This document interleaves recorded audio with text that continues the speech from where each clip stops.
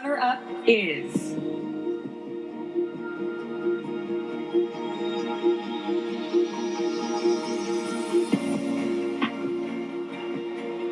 Bridget Oy, Connecticut, which means Nia Franklin, New York, you are Miss America 2019.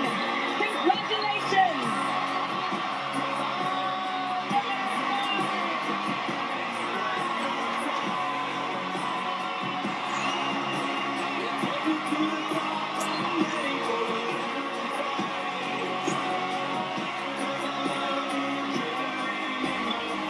Miss America 2019 is in the house. Nia Franklin, thank you so much for joining us, as well as we have Jim Ledgewood here, and we're going to get to your story in just one second. But first, tell us a little bit about what you've been doing. It's been 5 months since you've been crowned. Yes, I have been kind of all across America. I've been to the West Coast, I've been down south a lot, and now I'm here in kind of the what'd you call this, the Midwest? Yeah, what do we call this, Pat?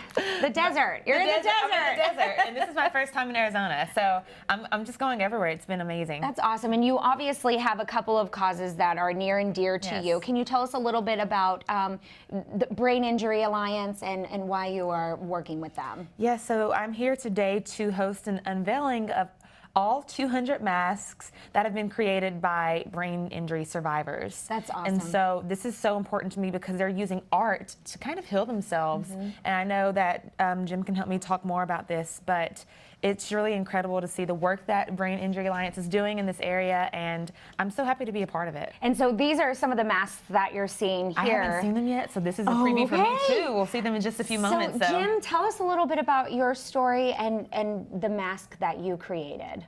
Yeah, a little over 13 years ago, I was a gunshot survivor to the head.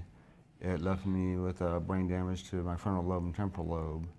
And after getting help, I was able to connect with the Brain Injury Alliance of Arizona, who furthered the help and let me succeed in life after a brain injury. So the Brain Injury Alliance has done this event where we do mask painting for injury survivors and caretakers.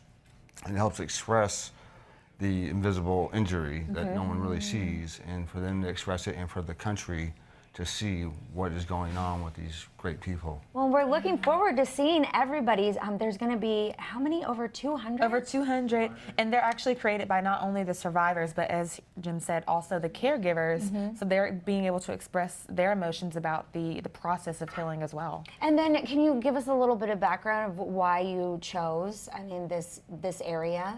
Well, this is my first time in Arizona, and I have a really wonderful team that really just helps me find great things to do that align with my passion, which is the art. So it just makes sense for me to be here because not only are they helping people through the gift of art, but also through the gift of having a way to use their voice and to express themselves, which is what this is all about and what the arts are about. So what is the biggest change, besides being in the spotlight for you?